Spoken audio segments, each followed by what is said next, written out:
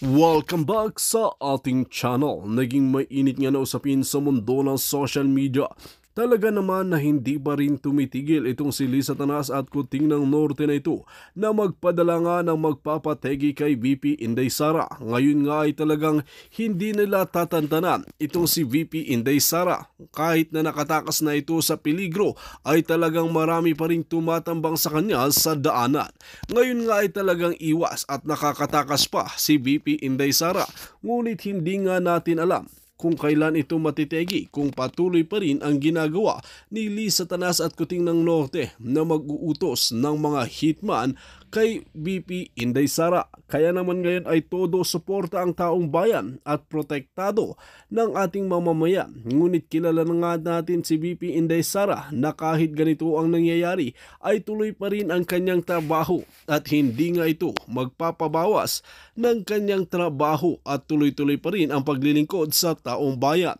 Kaya naman palang gustong-gusto ni Kuting ng Norte na alisan talaga ng mga tauhan or bodyguard itong si VP Inday Sara dahil may masama palang plano kay VP Sara Duterte. Ngayon nga ay nalaman na ng taong bayan ang kabulustugan ng mag-asawang ito at kailangan nang tapusin ito at buweltahan din ng kapo ni VP Inday Sara para nang sa ganun ay matapos ang kaguluhan. Ngunit banat ni VP Inday Sara na maglilikom pa ako ng matinding ebidensya laban sa nag-utos ng hitman para ako ay tapusin. While mga kaibigan, para nga sa karagdagang impormasyon, panoorin nga natin ang buong video.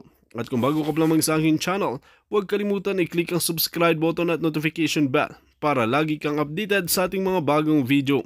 At para sa sulit viewers natin dyan, maraming salamat sa walang sawang pagsuporta. But anyway, magdadalawang taon na at matatanggal na si Kuting.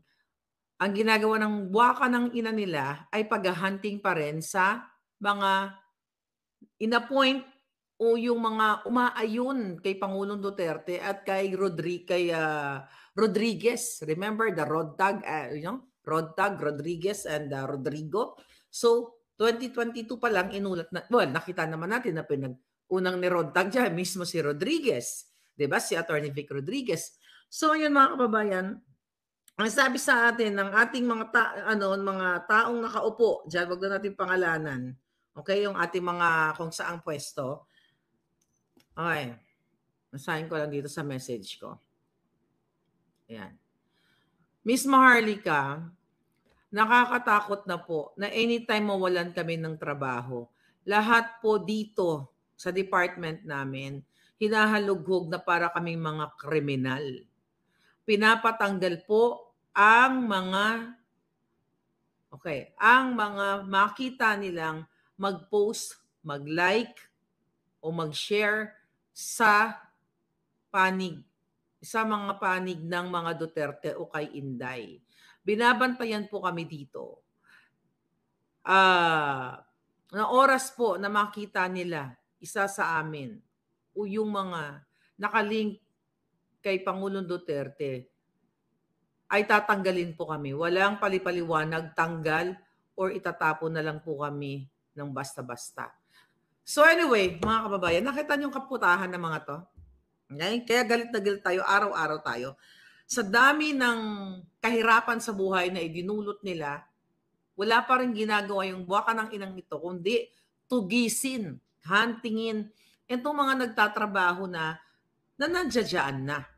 Okay? Actually, hindi lang appointees ang sinasabi ng ating mga palangga sa gobyerno na naaalarma sila, natatakot sila na anytime tatanggalin sila, mga kababayan. Imagine mo ilan yan? Ilan ba ang ilang libo o milyon? Maybe libo lang, okay? Yung mga inappoint ng Pangulong Duterte. Actually, hindi naman siya nag-appoint yan lahat eh. Di ba? Let's say kung let's say assistant secretary lang or director or whatsoever, hindi naman namomonitor yan lahat ni Duterte nung panahon na yon. Okay? Kasi kung sinong inupo niya dyan, let's say secretary, siya ang kukuha ng mga tao niya under him or her. Diba? Pero sa case nga ni putang inang Kuting, si Liza Ahas lahat ang may kagagawan ng mga pag-uupo, okay? Pagpupwesto ng kanilang mga kamag-anak and everything. Ngayon mga palangga, hinahunting nila. even sundalo. Okay, mga sundalo, mga general, 'di ba? Paulit-ulit nating sinasabi sa inyo, yung last lang ng Davao at Cebu Rally, tinitignan isa-isa doon kung sino ang nandoon o sumuporta kay Pangulong Duterte o sa rally na yon at pinaliligwak o pinatatapon, pinafloat kung saan. Ganito ka-vindictive narcissist ang buwaka ng inang mag-asawang ito. May saltik ang mga Jotang Ginina. Hindi lang saltik, bangag na bangag sa panggigipit at pagtatanggal sa mga tao. Imbis na magkaroon, di ba, ang kanilang what do you call it? Ang drama nung campaign is unit team.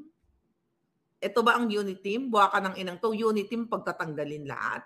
Hindi ba dapat yung mga nakaupo na kung productive naman sila at they're okay?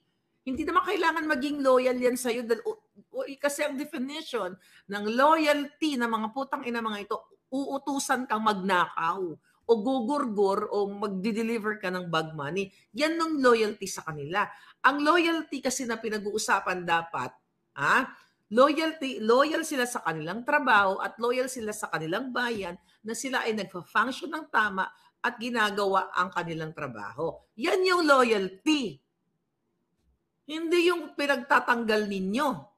Di ba? Chinachani ninyo isa't isa. Di ba?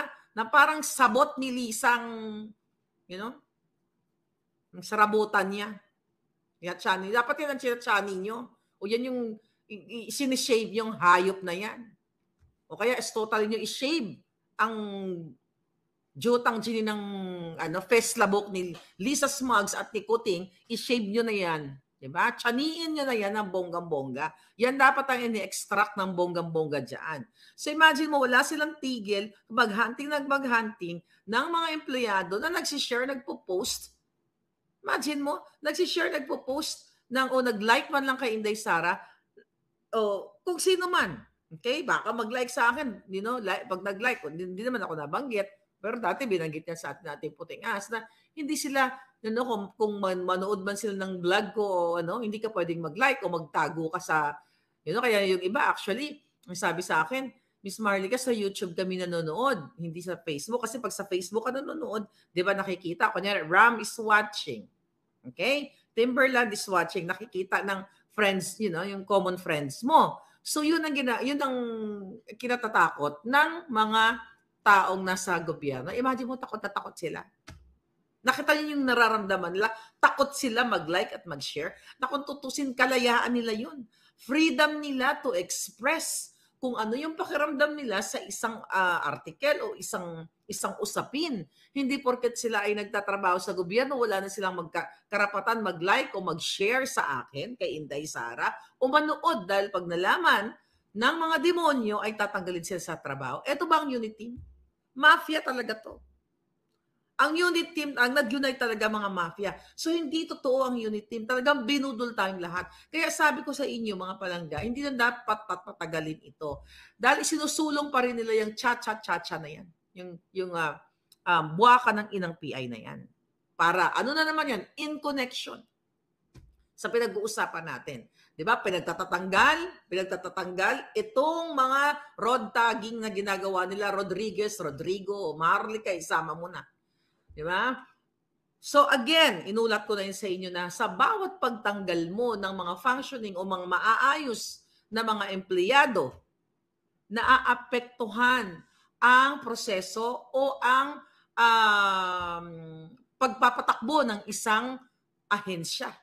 Dahil imbes na sila ay nagfo-focus sa kanilang trabaho, naghahanap pa sila ngayon, naghahanap pa sila o tinitignan pa nila yung trabaho ng mga bagong upo ni Lisa Smugs, kung ito ba ay mga maayos o sabuatan sila, kung sila ay magkakasabuat lahat, wala silang gagawin kundi magnakaw, magbenta ng kung ano-anong mga magbibigay ng pabor sa mga contractors, magpapasweldo ng mga flyby ng mga bogus na empleyado nila. So see kung gaano ka-apektado. We're talking sa isang ahensya pa. Let's say dyan sa Bureau of Customs.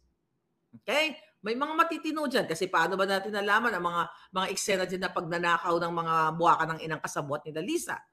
Oh well, yung December nalaman natin kay Clarita Carlos, You know? Yung information galing sa NICA na maraming kasabwat si Lisa Smugs dyan sa mga illegalities o smuggling sa Bureau of Customs, sa Agriculture at kung saan-saan pa. Ngayon, mga kababayan, kung ganito kabwa ka ng ina, itong gobyernong ito na walang ginawa kundi magtanggal na magtanggal.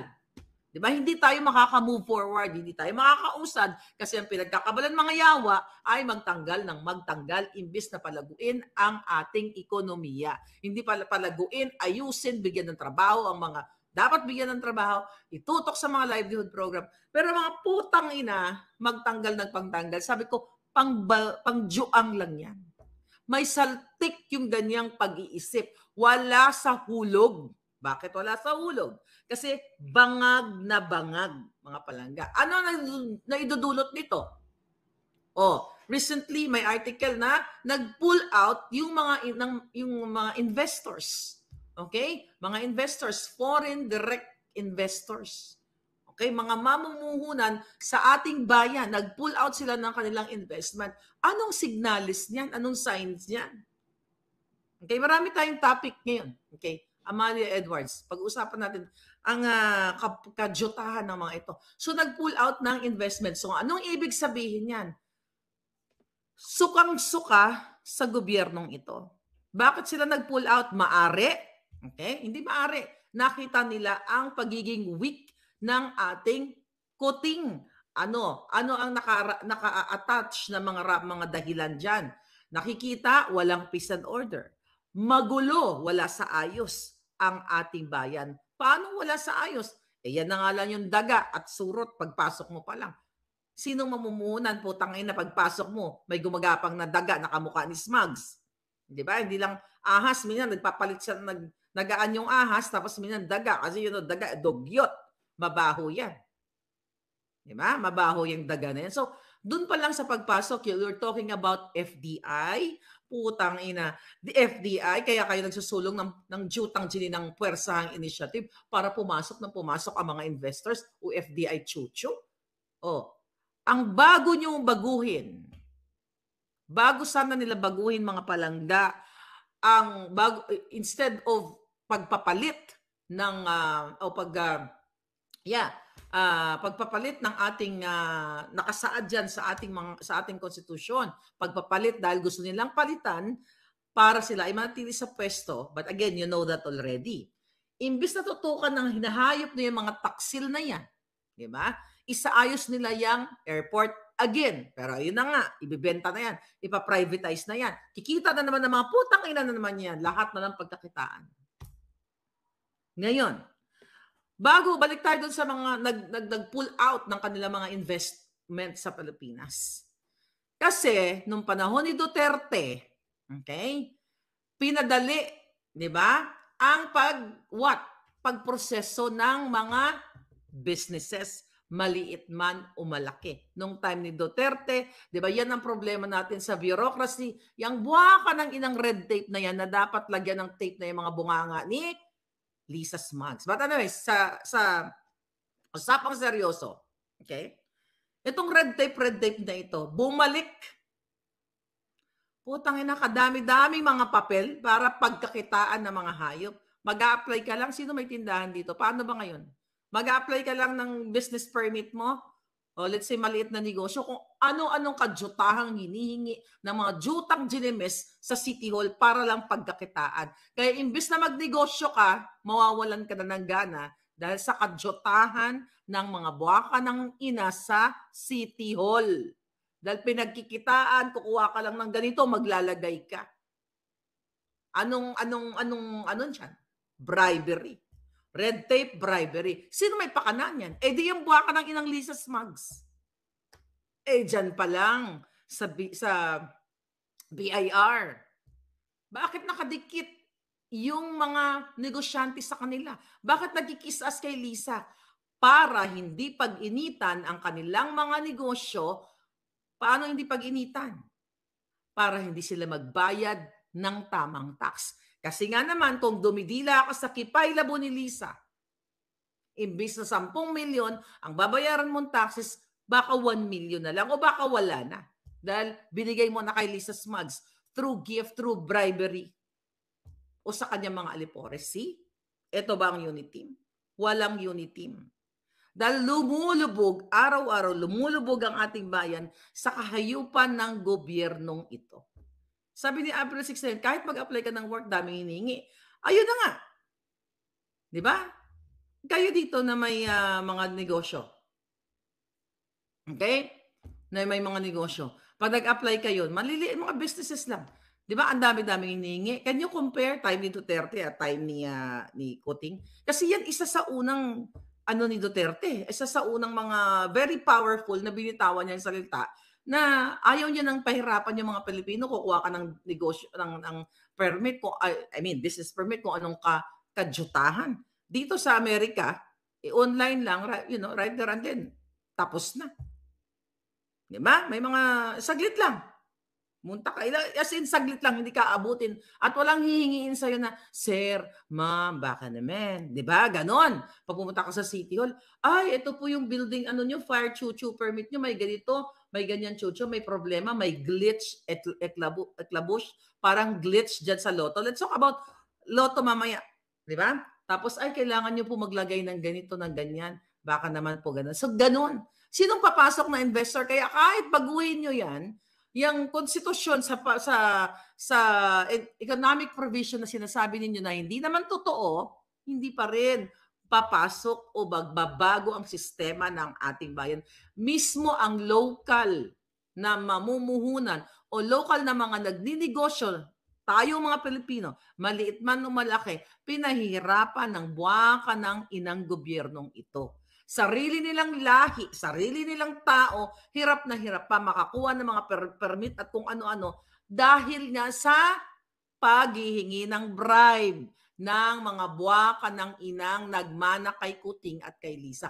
Kung ang presidente mo ay harap-harapang kinukurakot ang pera ng bayan, through that Lotto na yan, through smuggling. Siyempre, yung mga tao sa City Hall, mayor, di ba? Mga mayor, mga alipores nila, wala nang takot yung mga yawa na yan. Wala, yung presidente, pa-travel ang putang ina, walang pakialam. Hindi man lang tayo sinisilip dito kung nagdanakaw tayo, hindi. Wala nang checking, itodo na natin to. Di ba? I-extort na natin to mga nagdidegosyo na ito. So, sinong papasok? I remember nung pumunta ako sa Thailand.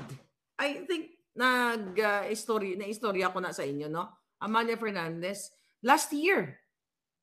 February pumunta ako. Pumunta ako sa Thailand.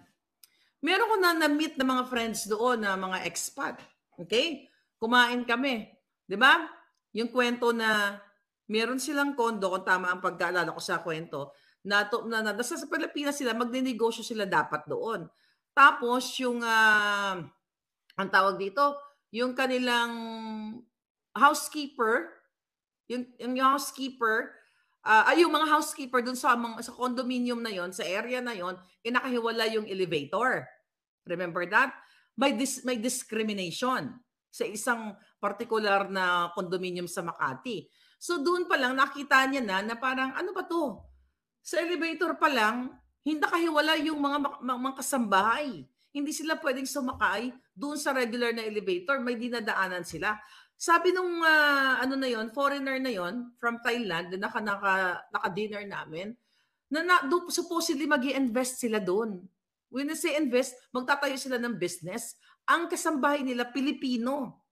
Nung nakita niya yung sariling discrimination sa sariling lahi, ibig sabihin, ang Pilipinas, ang may-ari ng building, ang nagpapatakbo ng buwaka ng inang condominium na yon, na hindi pwedeng sumakay ang mga kasambahay sa regular na elevator, na-realize nitong taong ito na, so, dapat mag-invest sila sa Pilipinas, kaya nagstay sila doon for a while Na-realize niya na itong Pilipinas, na sarili niyang tao, ay dinidiskriminan niya. So, lumipat sila sa Thailand. Yun ang kwento niya. Kaya imagine mo, paano papasok ang investor sa atin? Doon pa lang dinidiscriminate na tayo ng sarili nating dugo. Pinagtaksilan tayo. Ito yung paulit-ulit kong sinasabi sa inyo. Di ba? Pinagtaksilan tayo ng mga yawa na ito. See? Sino mag-invest? Ito mismo ang sarili nating kapwa. Diyan sa mga malalaking building or condominium, hindi ka kasi ang tingin sa'yo katulong ka lang, ganyan ka lang. Galing ka sa bukid, hindi ka pwedeng sumakay diyan sa bonggang-bonggang elevator na yan, regular elevator. Dapat doon ka. Kasi mukha kang ganito, mukha kang ganyan, magbubukid. See that? Yaan ang mentalidad ng mga alta-altahan ng mga mayayamang bangag sa Pilipinas na ang tingin sa atin, tingin sa inyo mga palangga, ay isa lamang laruan o isa lamang trapo na ginagamit at pwedeng itapon sa anytime. See that? Yeah, hindi ko makalimutan yung kwentuhan na yun. Doon sa Thailand na imagine mo gaano kasakit. Ando doon na sila, mamumuhunan, pero nakita nila yung injustice mismo sa sariling tao sa Pilipino, mismo ng gobyerno, ng mga negosyante, pang-aapi sa kapwa nila. Kaya lumipat sila sa Thailand. Kaya tignan nyo naman ang Thailand. Di ba? Namana sa mga Kastila, hiwalay ang mga mahirap at mayaman, sabi ni Lord. Exactly. Yan, dahil sa pagsakop sa atin. Hanggang ngayon, yan ang putang inang kuting na yan at ahas. Di ba? Anong ginagawa? Ulit, party there. Pagpaparte, araw-araw ang ginagawa ng mga hayop na yan. Okay? Ibalik natin ang Duterte. Commander Aguila, yes, tama palangga, naranasan ko din yan.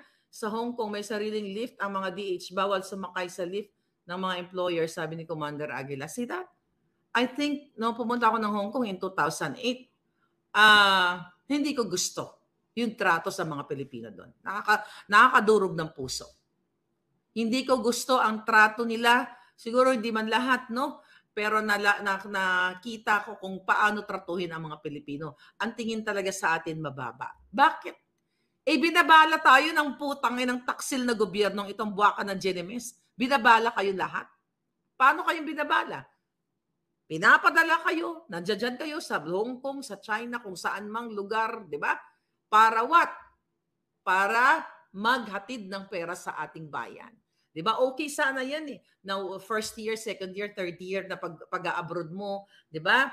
Nawalay ka sa iyong mga anak, diba? Tulungan mo ang gobyerno, okay? Na nakapaghatid ka ng remittance na itulong, di ba? Tayo nga ang sabi ang mga nagpapadala o mga OFW, kasama na tayo dyan, yung mga taong wala sa Pilipinas, yung mga immigrants na ang laki na itutulong natin na yung through remittance company para sa ating bansa. Saan na pupunta yung mga remittance natin?